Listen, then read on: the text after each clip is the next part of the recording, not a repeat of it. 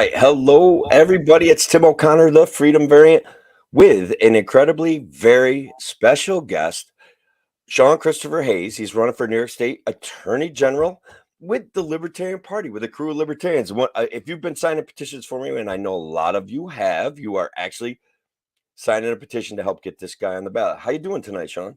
Good, awesome. Everything's great. So happy to be on this. And I'm very much looking forward to as many questions from the audience as they have. Ask me anything. As always, guys, we like the participation, the questions, the comments. Sean, we want to test him out, right? We want to see if this guy's fast on his feet. So if you've got questions, if you've got concerns, if you've got issues that you want answered by a candidate for Attorney General, now is the time to do it. And guys, look, it's important what we're trying to do here. I think that the odds have always been stacked against the Libertarian Party, but when we bring quality candidates like Sean and quality candidates like Larry and quality candidates like Thomas Daniel Queter, and we put them out there and we're doing the work, I think it's important to at least give them an opportunity and help us get on the ballot. So that's one of the big pushes. How are you doing with signatures? You doing pretty good? Good.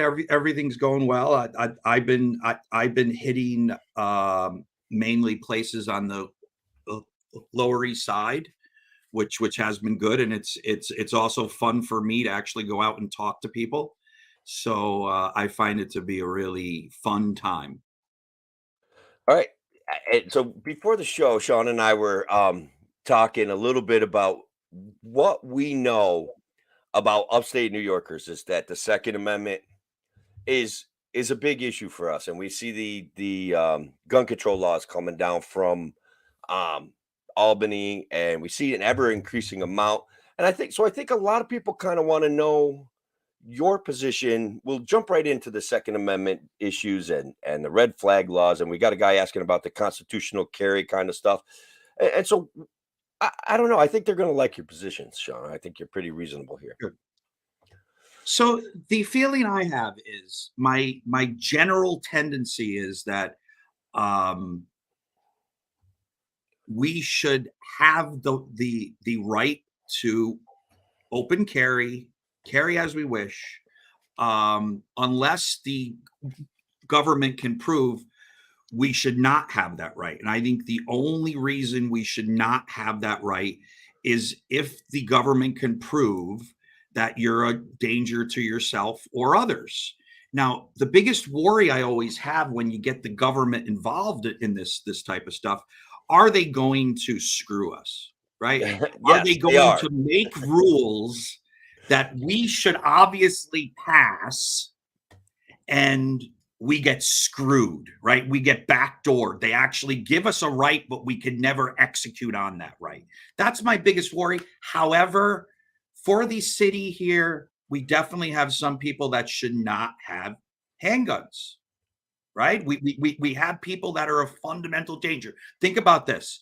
If someone goes into a store and he gets an argument with the store owner and it says, he goes, I'm going to get a gun.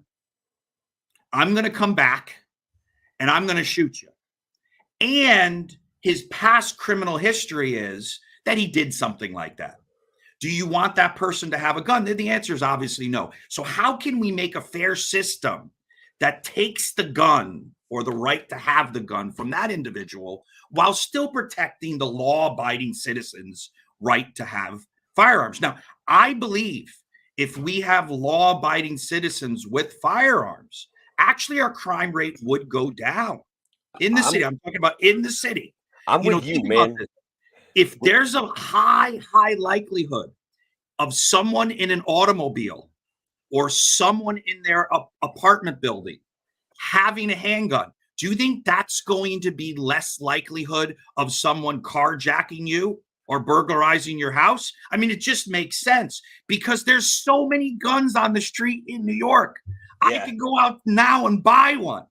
Yeah. So if we can't stop drugs, if we can't start the importation of Uzis from overseas, no Uzi is made in the States. The Uzi is made in Israel, and there's a bunch of other companies making Uzi. We're importing those, so those are already banned. So my worry is we need reasonable, pragmatic regulations, true due process, a right to go in front of a judge or a neutral panel and not a sham. How can we guarantee that? It's always tough when we give this power to the government, but I It think it's the is. only option that we have.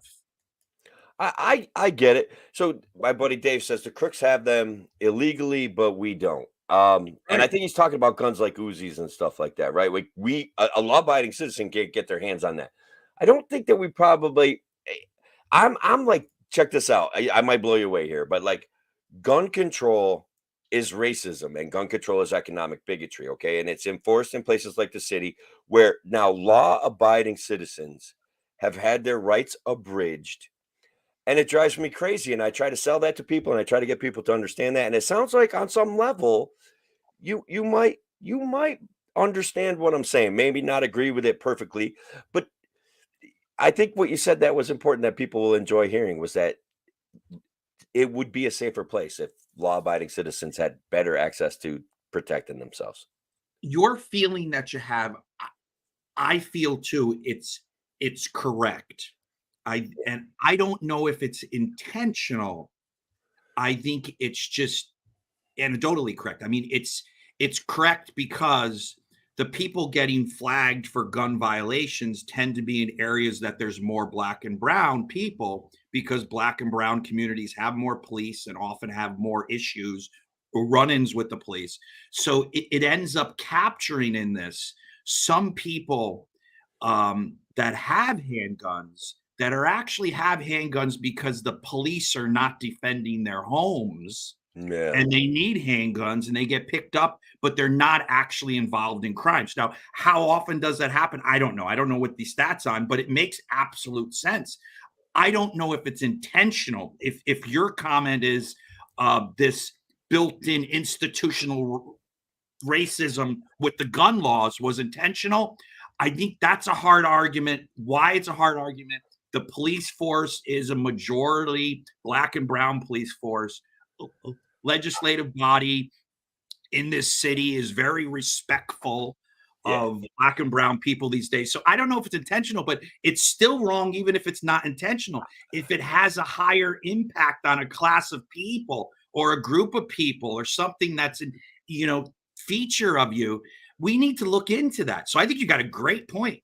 Yeah, It's no, interesting, and I would love for someone to do a study on this or pick up a study and see what it is, because it would be nice to dig into how many people are picked up on violating gun laws that never committed a crime in their past and are doing it.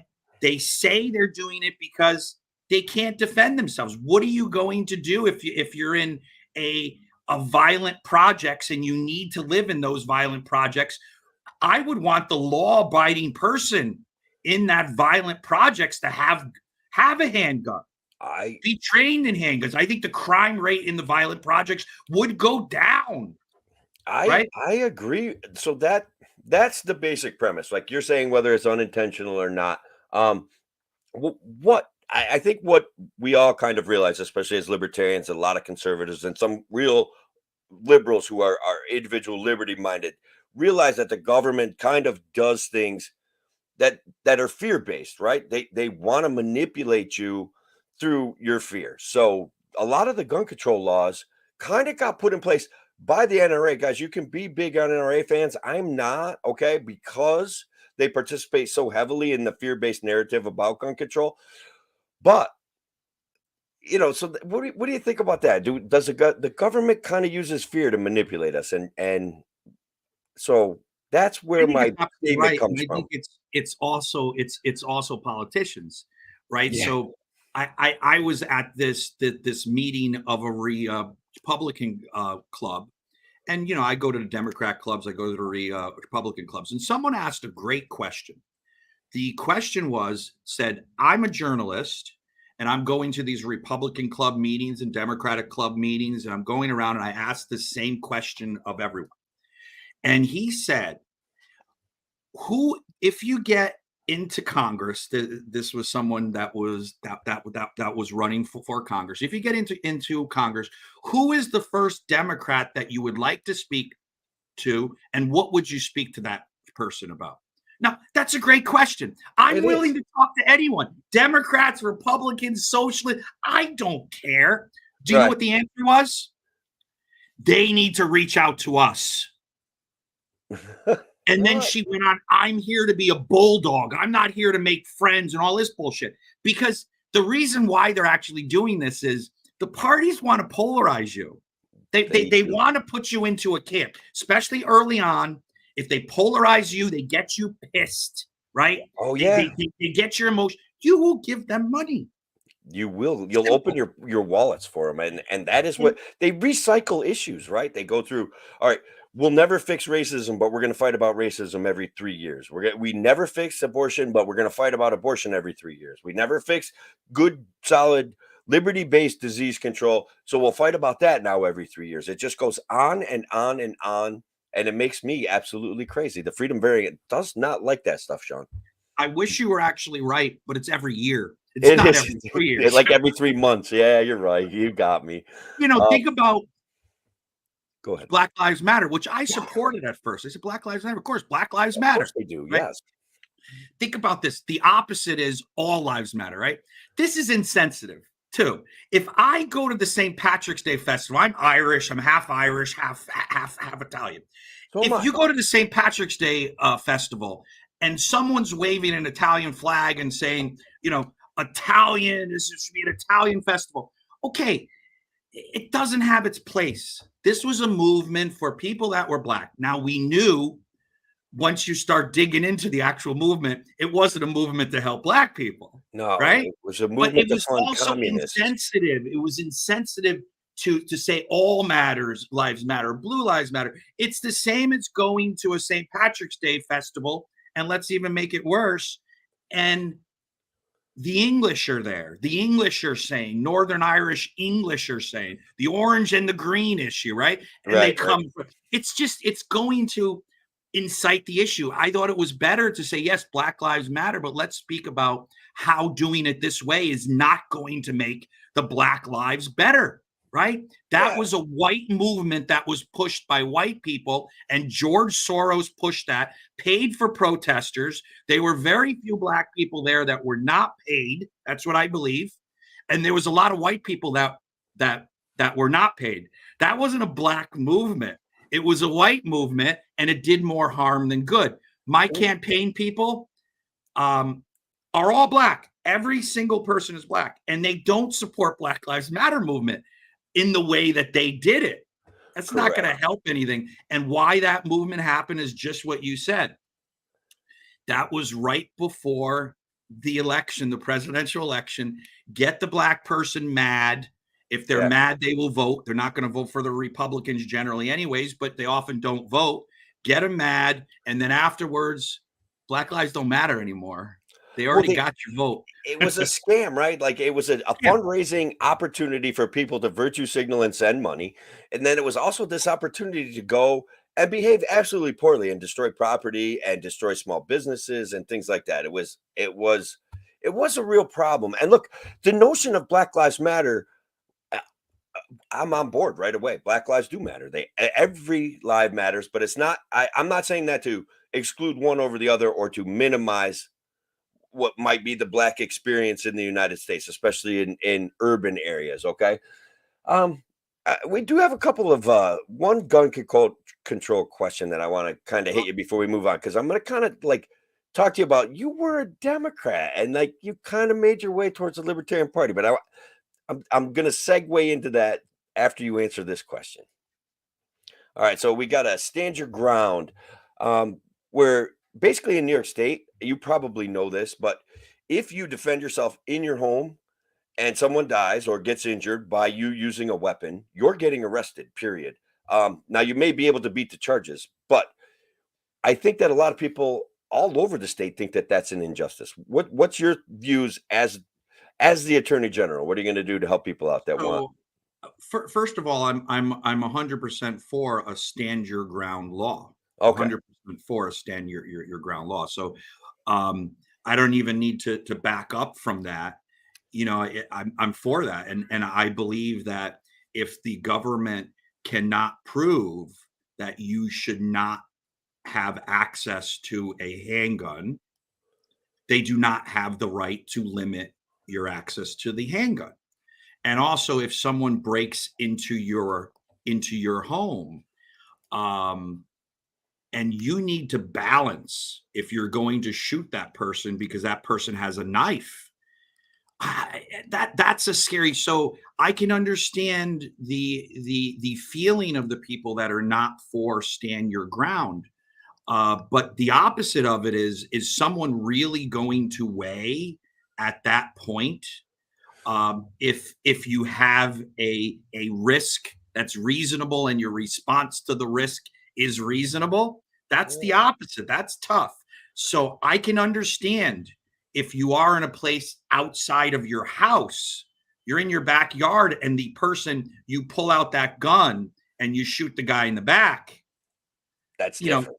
it's different, right? But I if you're in get it. your house and someone comes in and they come in, even if they don't have an actual knife, it's a big person, you genuinely feel fear, and you pull out your gun and you shoot them.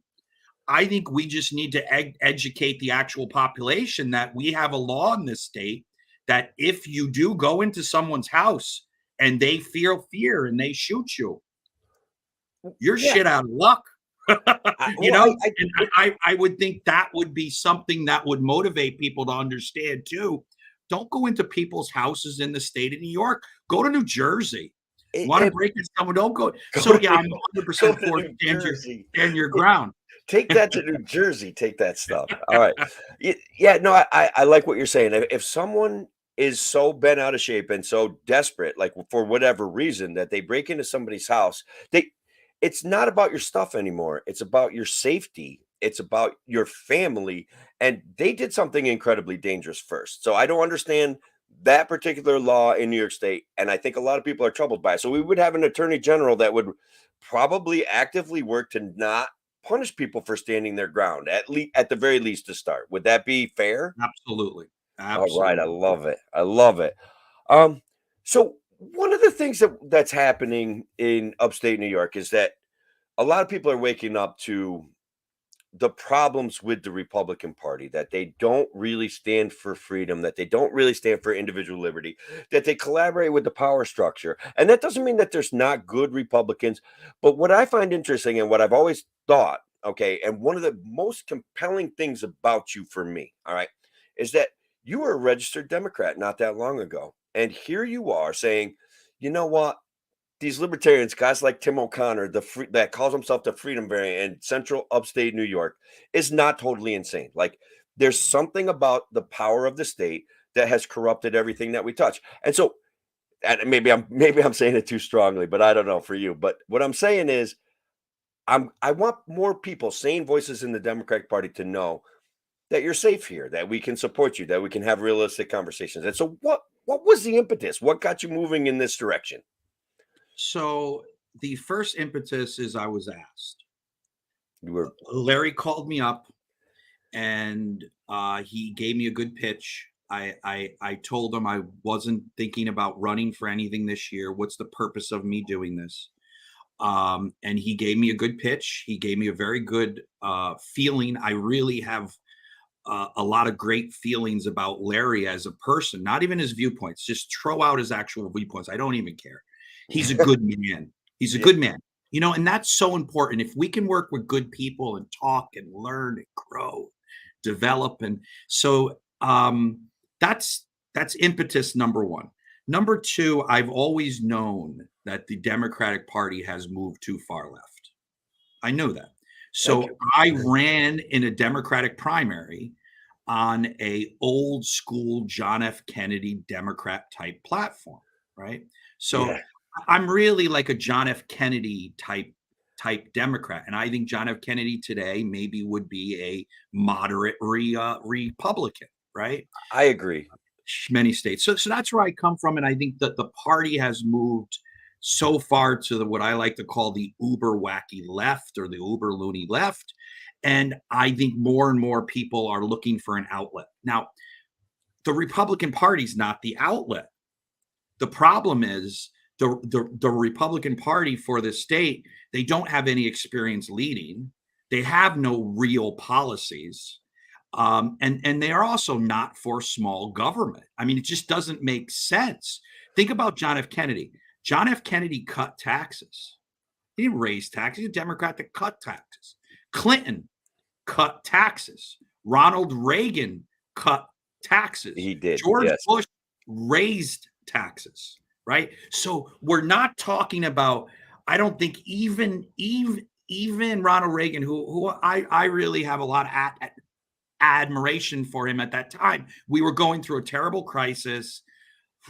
Carter years were terrible. Stagflation, and we're in that same grasp, I feel, right now. We are. And we needed a change. We needed something drastically different. We needed to think differently.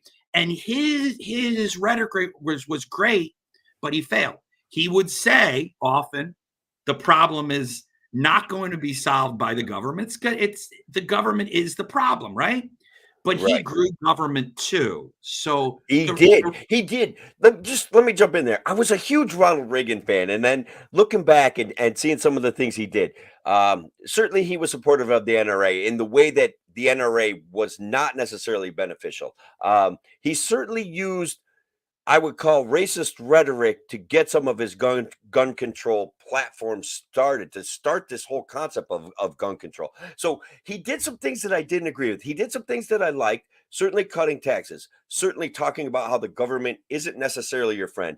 And he was prolific and profound when he spoke. Like, he was funny and witty and genuine. So he did a lot of great things. He did bring us he kind of breathed new life into the American experience at the time.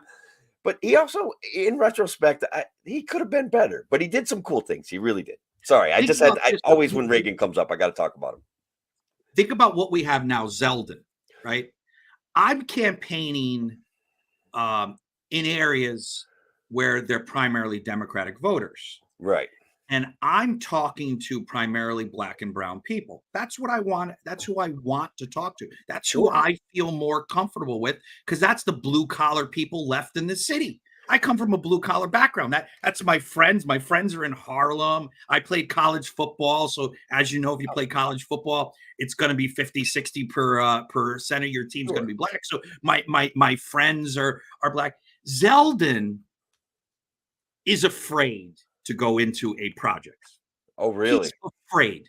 I'm just saying this. I mean, he's not the type of candidate that would attract a Black voter.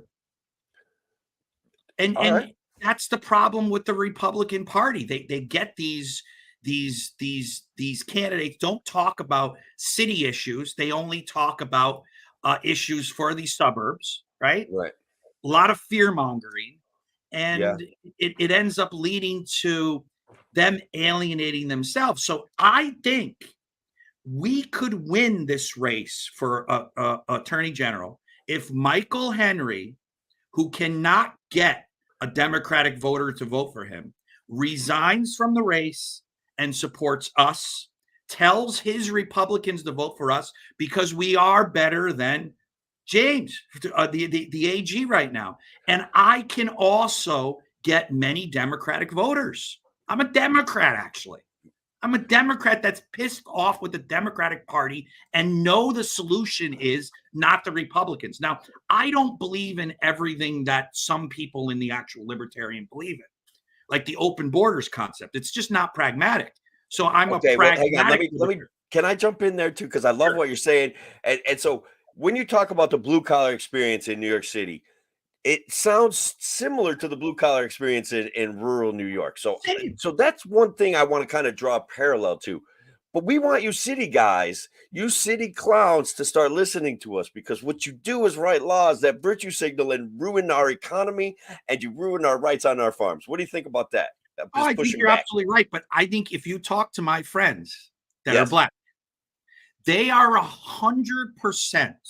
You know, there's a small fringe population of people that believe in this woke nonsense. It's a small fringe. I have a really good friend, Pastor Jack. He was in jail for many, many years. He was a pimp.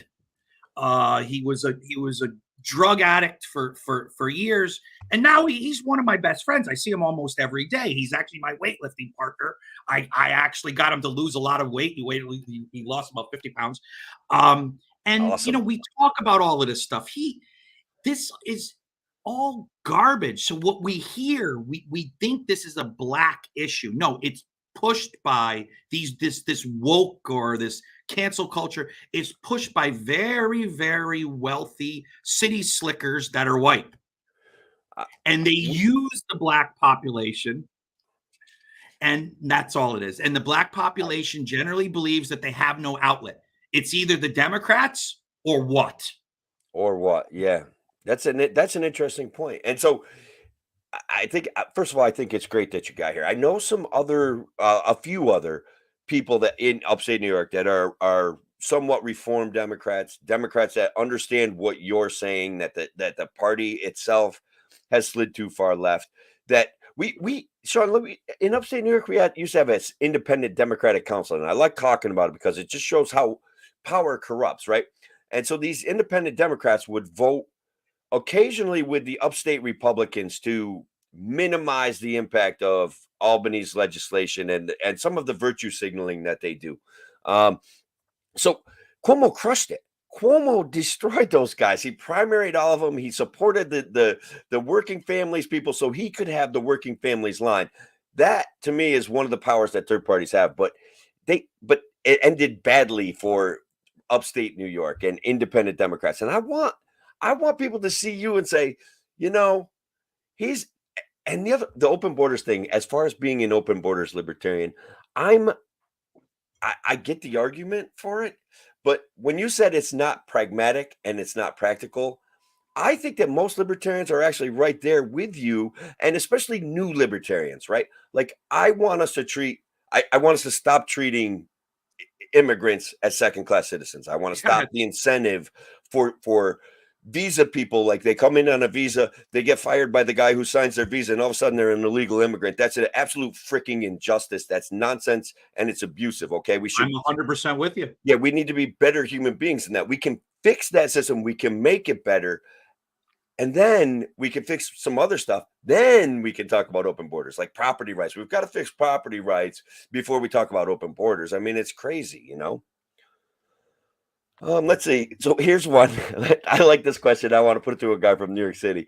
This is one of my favorite ones. And my buddy Dave asked, what do you think about cutting New York City from the rest of the state?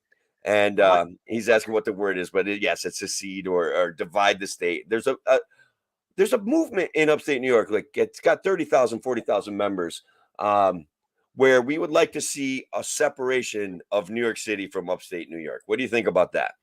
So it reminds me of a story that my father told me. So my father told me he was in the Lower East Side. He was walking down the street with a Democrat on one side of him and a Republican on the other side.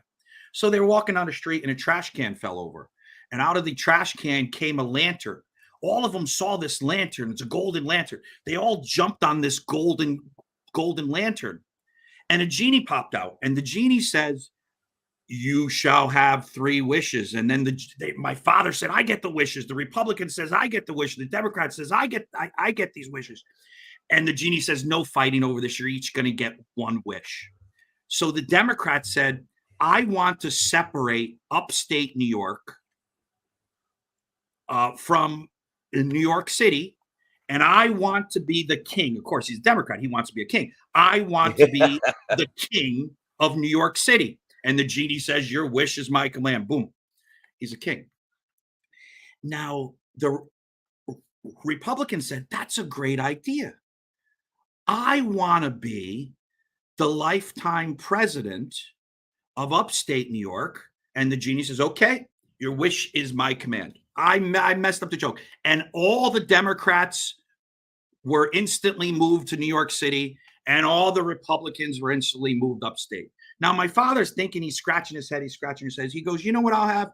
I'll have a pint of Guinness. He's from Ireland, of course. He's going to love Guinness. And the genie says, you can wish for anything in the world, and you're going to wish for a Guinness? He goes, of course. What do I have to wish for? All the Republicans and the Democrats are gone, and I'm just going to go back to Connecticut. So, old joke. So, yeah, I can understand the sentiment of this, but I don't think things are as bad as what people think. I think we have an actual opportunity.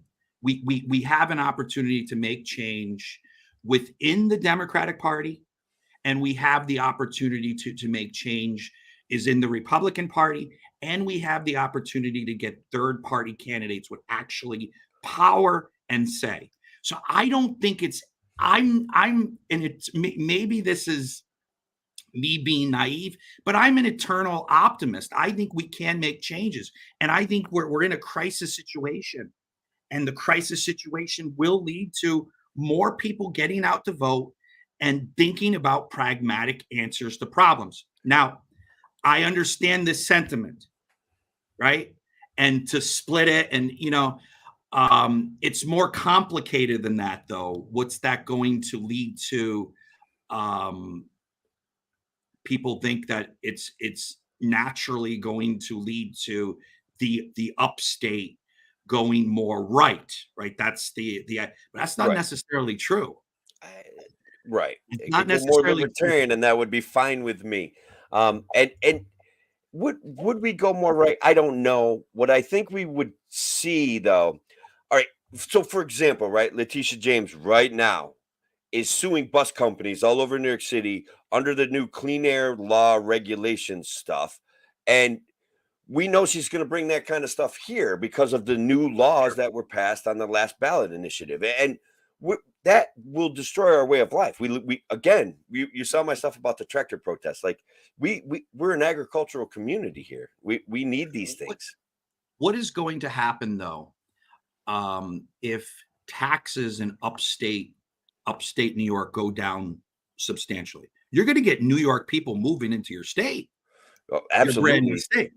And you don't guarantee that that group moving in is going to be thinking the same way.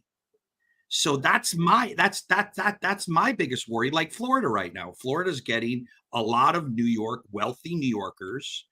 That many of them are this uber radical woke left, right? I feel And will bad that for him. change the actual voter base? So I don't think it's as easy as saying, if you just look at the status quo and the status quo doesn't change. But I would think you would get a lot of people, because where can you move close to New York City that's low tax? Nowhere. Nowhere. Now you would have a place that's low tax, and maybe it wouldn't stay low tax because you would have a different population moving in there. Well, one of the issues, though, Sean, is I want to be honest. Taxes feel oppressive here. They go up every year. Um, they get more expensive every year, and we feel, especially when it comes to our school taxes, we don't feel like we have control over our local communities and our local school tax systems anymore. And so we see that in upstate New York as part of the Albany, New York City kind of monopoly on power in the state. And so that's why we would like to talk about dividing from New York City. Do you see what I'm saying? And so we want lower taxes. I want to be very clear about that. I think the entire state could benefit from lower taxes. We're number one on so many tax issues and number two on a couple of others. So we're like neck and neck with California. What do you think of? Do you support the concept of lower taxes? Of course, and I have a terrible problem with the actual property tax system that we have. All right. Think about this: you have someone living in a house. They buy a piece of land, or their family bought a piece of land. They build a modest house, and then their actual neighborhood changes around them. Right. And they can't afford to pay the tax on a house. They don't care about the value. What does the value of your house have to do with anything? What does it have to? Most people stay in their house for long periods of time.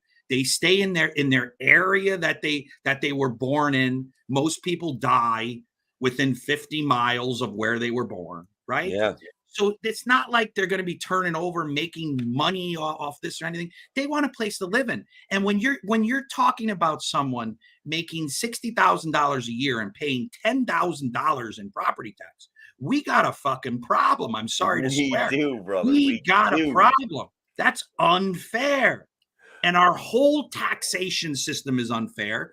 The Republicans don't want to solve it. They just believe in tweaking this and helping certain people. It's token. We need a total revamping of our total tax system, or we're screwed. I lived overseas for a long time. I was overseas for 20 years.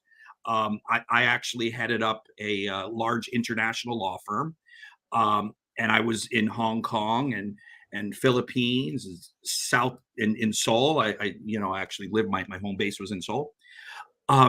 Their property tax system, if you own, let's say, a house for 1.5 million, okay, that would be typical New York City. If you want a 2-bedroom, you're going to pay 1.5 million, right? So same over in Seoul. Your property taxes are a couple of $1,000s each year if it's your primary residence. Now, if it's not your primary residence and you're renting it out to someone, you pay higher property tax. When you have your primary residence and you're charging someone for a $400,000 or $500,000 house, $15,000-$20,000 a year, you don't think we're going to lose taxpayers? We are. And it's like a neo-feudalism kind of deal, Sean. I got to be honest with you. It's like we don't own our houses. We work our butts off to pay them off, and then we still got to pay $3,000, $4,000, $5,000, $10,000 a year in taxes. And if we don't do it, this is a great issue. So I'm going to segue into it. But if we don't do it, they come and take our stuff, and then we've got nothing. All right, and that's a reality. So what we're experiencing right now in Otsego County is 387 threats of taking people's property for back taxes, and 387. And our local tax office ships the collection letters off to this, you probably saw the show when Brian LaRusso and I were on, but they shipped the collection letters off to this firm in Rochester. Like, we're going to take your property June 30th unless you pay up.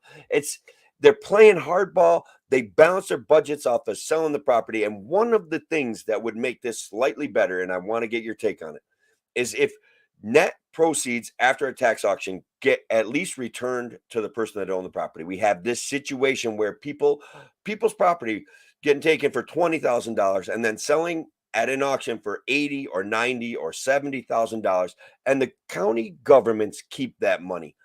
Would you support fixing that structure? Because my God, it drives us crazy. Sounds like North Korea to me. Oh, really? That's horrible. I mean, it's upstate New York, man. They're doing it all crazy. I mean, it makes no sense.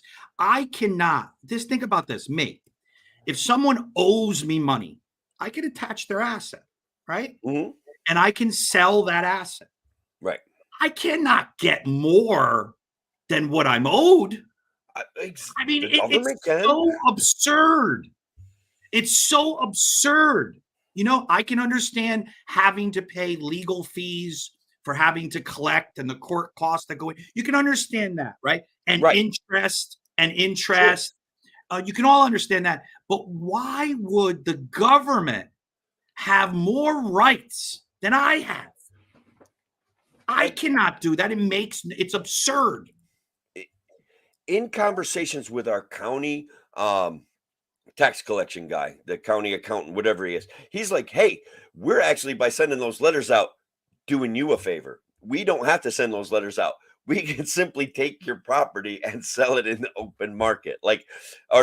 And then here's another one on the same issue. They're actively taking our properties and selling it to land trusts. All right. Our county is taking property it owns and selling it, instead of putting it up to public auction, selling it to directly. You mentioned George Soros funded land trust, big, I would call them left-leaning. They virtue signaling. They buy our property. They then take it off the tax rolls. They negotiate a payment in lieu of taxes, and everybody's taxes. We lose families. We lose opportunity.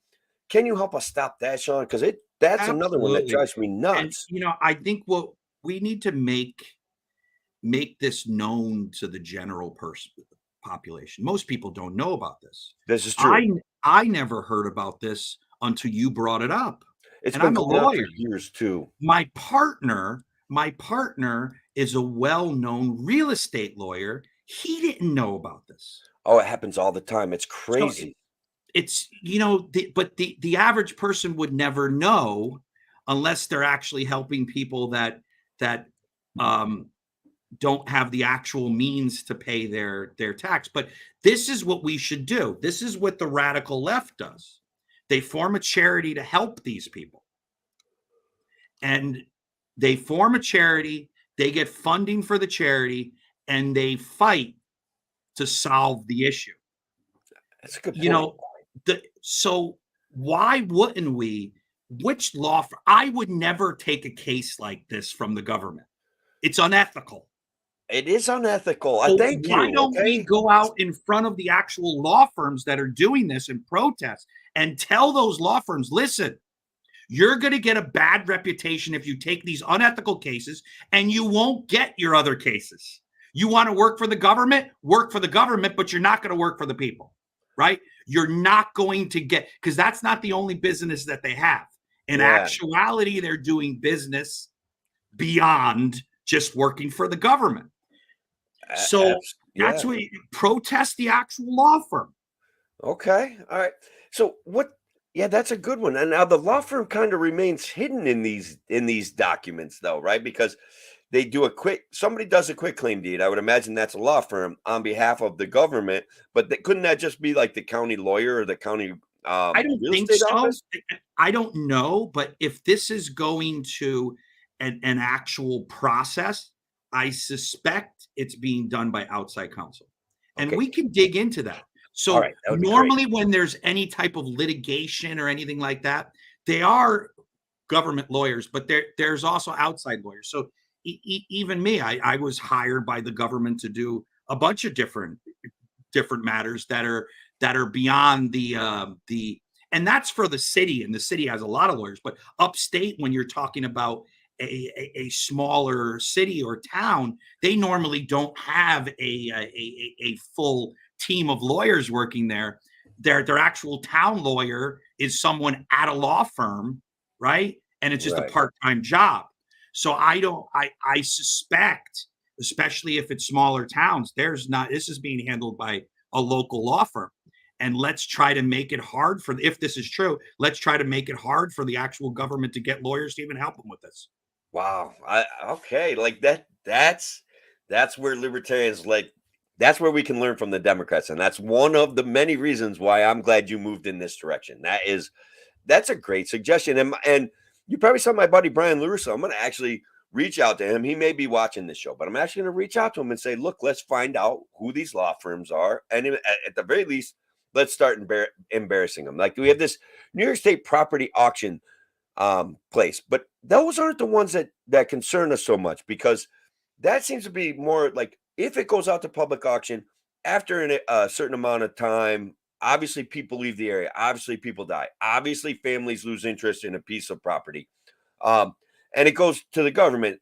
Sometimes it's a legit it's a legit a legit activity, right? But there are times like my friend Robert Force was very pro natural gas, and he was like 2 years in arrears on his property. He gave them all of the money that he was arreared on his property taxes, and I think a little bit extra. They deposited into an escrow account, and because he was I'm theorizing or postulating that because he was pro natural gas, they took his property anyway, and he lost in court and he fought it. And I've been at auctions because I've bought a few properties at property tax auctions where somebody comes in and says, that's my property, you can't sell it here, and everything stops. Okay. Robert Force says he was at the auction, tried to tell them he had deposited the money with the county. They sold it anyway. And I know that he's telling the truth about 99% of it. I don't have all of the details, but I know he's a truthful man. He served our country, and he has documentation of the cash checks and the check that came back to him from the county. When did this happen? 2015. And okay, I think we should definitely look into this and see if we can actually help them. I'm worried about the statute of limitations that we have, but let's see if we can help if you ever hear about this stuff. Yeah. Now, I changed I've done very well in law. I'm 48 years old. I've done very well. And it's time for me, and I came back during the pandemic, and it's Yeah. time for me to give back. That's why I'm actually doing this. And I Okay. started this business startup center. So the business startup center is something giving opportunities to people that need a second chance. So it's mainly people getting out of prison. And our Sure. biggest program that we have right now is called Ply Agility Fitness. And Ply Agility is a fitness franchise, and the fitness trainer are actual individual franchisees in it. And almost everyone involved in it are people getting out of prison, giving them a second chance. And it's not a charity. And we have 3 other businesses that we've also incubated. It's not a charity. It's actually a profit-making business, and it's looking for an underutilized group of people that are very hungry and very passionate. And I find they're Yeah. very easy to work with. So I think we can do a lot of good, and we can do a lot of good without the government. I I don't love it. want any government money. I Just love leave it. me the hell alone. Well, And I will do it. I'm great at opening business. I open business for a lot of people. I've invested in a lot of businesses. So that's what I'm good at. And I thought, why can't I give the opportunity to a more diverse group of people, a more broad group of people that generally need a second chance? And I'll focus on that, and not as a charity. I I love owe it. you something as the franchisor, and you owe something to me as the franchisee. And I have so many people saying, "Thank you, Sean." I said, "Bullshit, thank you. What are you talking about? I'm going to make money off you." I love it. I love it.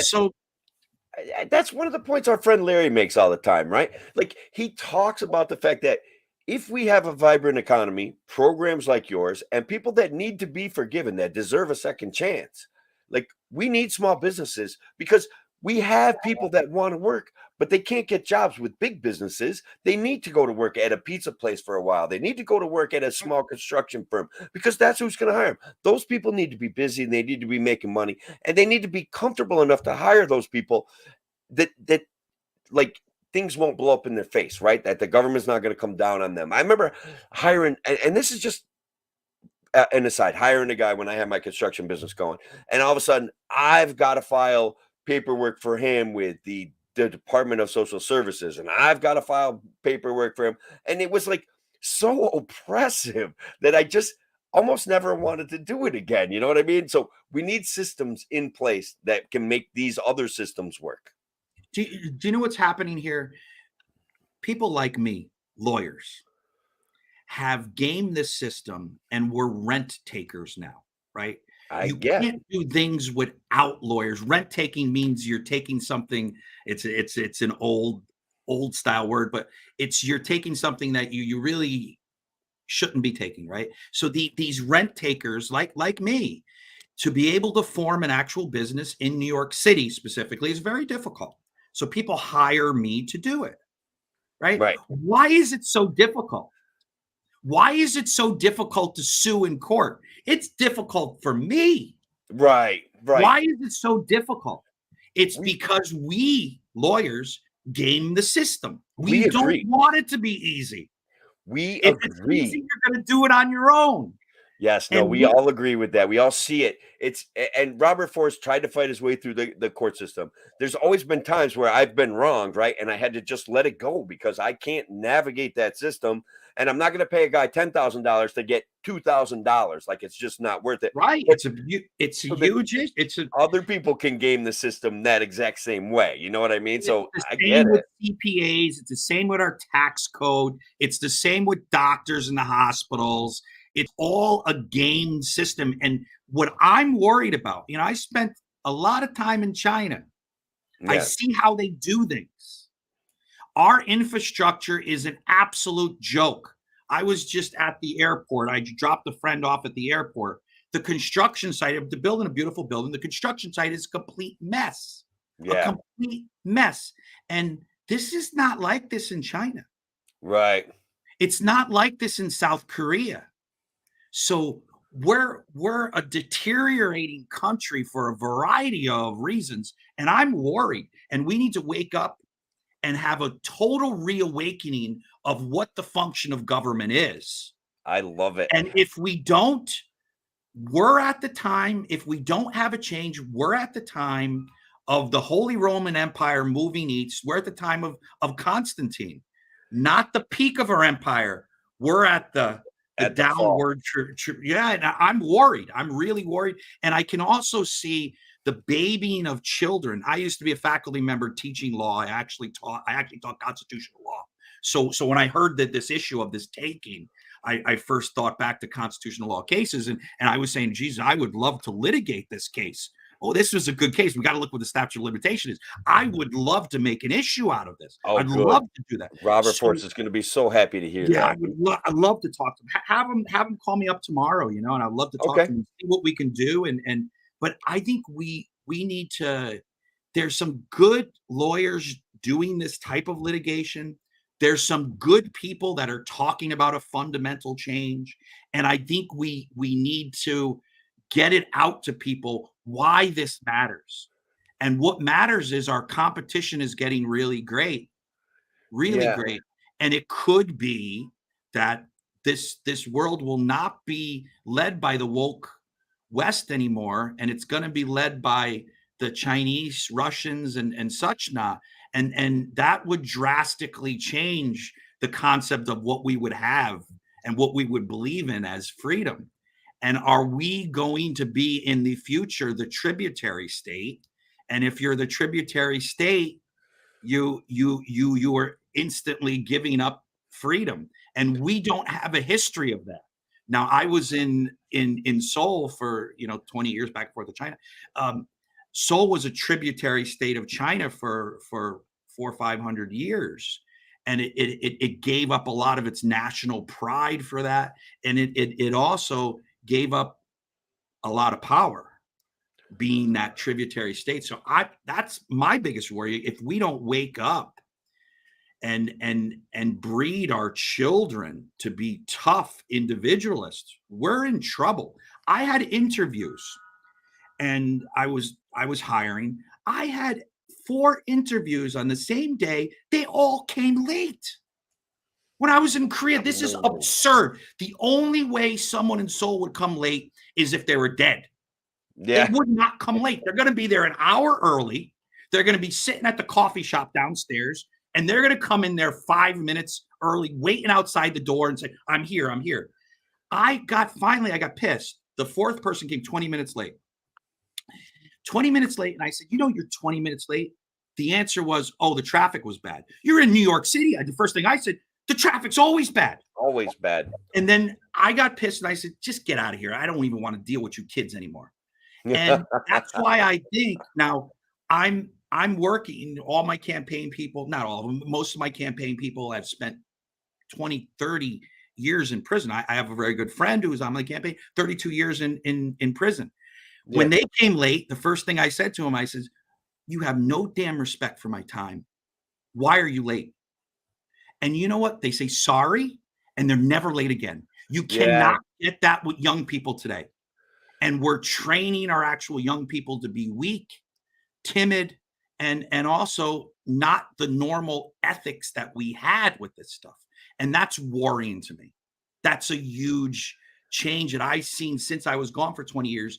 20, 30 years ago was not like that. And so we got philosophical here, Sean, and I'm very, very happy about that. I want to put, you got kind of a bird dog mentality here. I want to put you on something besides the forest farm. All right. What I have seen over the years is that people have started to love the perception that the state is granting them power. So they dunk on their friends and they dunk on their neighbors, and they're like, ha, ha, ha. And like, I got a Biden supporter that's a neighbor that's a Biden supporter, and I got another neighbor that's a Trump supporter, and they'd like put up signs that kind of get in each other's faces. And it's like, we get nothing from that. And what you're saying, and you ended up here with me saying, we need to fix the state. I'm so glad that I found a Democrat that can get there. And that conversation you just said, that you just laid out, was perfect. I don't think it's so rare. I don't think it's so rare. I think it's just the optics that we have. We have an overrepresented group of people that are speaking for the parties that are on the fringe, right? Because they're the ones funding all of this. and our primary systems are broken, and we should, and with these primaries, naturally you're going to get ultra polarized people voting in those primaries. So if you really want to make a change, and this is an easy solution, why don't we have open primaries? I'm with open primaries. I'm with what we have done. Check this out. And so I have common themes. I repeat myself a lot. But in Idaho, you can get on the ballot for a federal office for $500 or 300 signatures. That's all it takes, okay? For a federal office. In New York State, what we've done is an absolute sham. To make the Libertarian Party have to get 45,000 signatures. I don't know what happened there, Sean, but hopefully you'll come back. But to make the Libertarian Party get 45,000 signatures is absolutely broken. Hey, guys, give me a second. Let's see if he wants to come back in. I think he clicked something incorrectly. But anyways, bear with me. I'll rant a little bit and maybe we have to end the show, but don't worry about a thing. The Freedom Variants got you covered. But I'm going to reach out to Sean right now. But anyways, guys, let's see if I got any comments. Yeah, okay. Let's talk about this for a second while Sean comes back. What we did to healthcare workers in New York State, absolute abomination, okay? What we did forcing vaccines and forcing mandates, if we want to believe in bodily autonomy on any level, how do we get away? So we created a shortage, right? We absolutely created a shortage and of healthcare workers, of people in hospitals, like it workers in hospitals. We created a shortage, we forced it, and it wasn't like we had that many of them to begin with. We were already losing people everywhere. What politicians did was criminal. Brian, I agree. I don't know how we're going to enforce that criminality of that. Oh, he's back. All right. Sorry about that. I'm not sure. That's okay, man. There. I vamped a little bit. We got on to what politicians did was criminal. We were talking about the and this might be a nice segue, and maybe we should look towards closing this up. I have another conversation in the future because we're at about an hour. But we're talking about specifically what happened, and people are really suffering from it. What the vaccine mandates did to the hospitals. I was anti-mandate before it was cool to be anti-mandate. So now you see some Republicans saying, hey, I've always been anti-mandate. And then a couple Democrats are like, well, maybe we shouldn't be so harsh about these things. Where did you come down on this whole healthcare mandate stuff, this Cuomo? Hey, could you catch Cuomo's like nursing home stuff? Can you get that guy? I actually have someone. It's quite sad. My former campaign manager's uncle died in a convalescent home, and it was one of the ones that it spread around. So yeah, I didn't mean to make light of it because that is real. No, it's okay. It's okay. The way I feel, I think we even need to backstep on this, but just logic.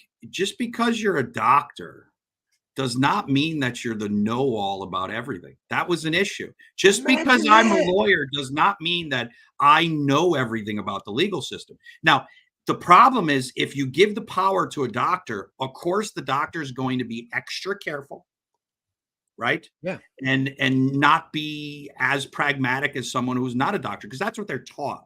Do no harm. Lawyers are going to be the same way. We're going to do things that's in our own interest. The doctor wants to treat as many patients as they can and make as much money as they can. Right. A lawyer wants to make a case long if they're charging by the hour and a case short if they're charging with a back end fee. I mean, all of this stuff. So once you put all your power and all the judgments in this type of group, you're going to get crazy shit like this. It's crazy. Simple. Yeah. So absolutely. If you think about it, what we needed to do, you just think pragmatic. Don't think about law. Don't think about politics or anything.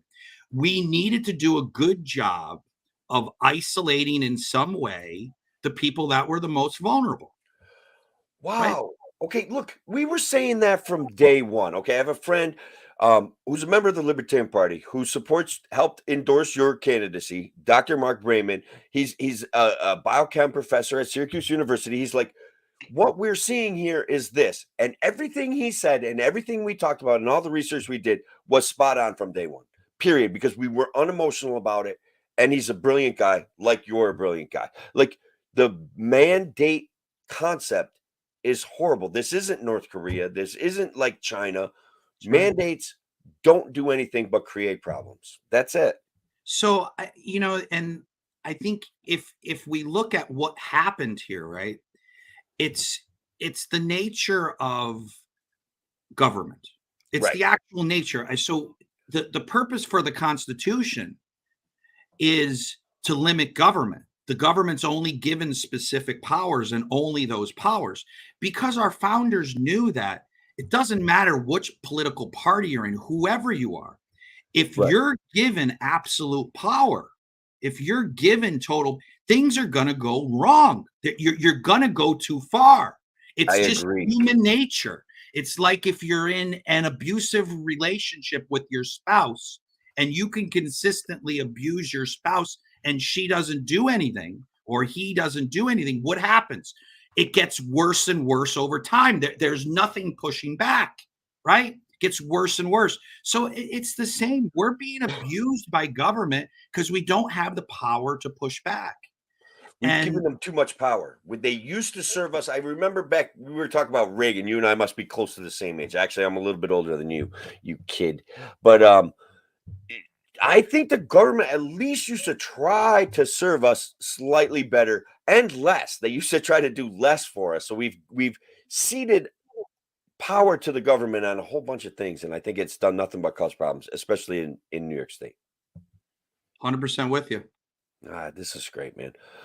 So look, we don't want to keep everybody up all night, but this conversation was epic. And again, guys, I want the people out in the audience. Thank you for all the comments. I want sane voices from the Democratic Party. I want sane voices from the Republican Party.